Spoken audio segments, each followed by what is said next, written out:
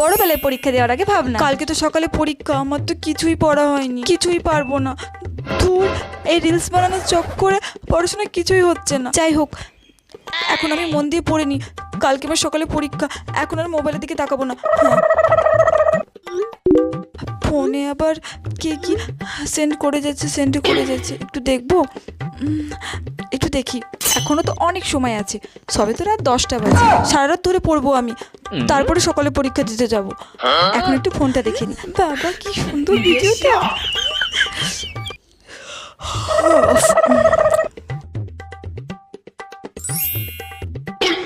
কখন চোখ লেগে গেছিল? কটা বাজছে এখন? সকাল 9টা বাজছে।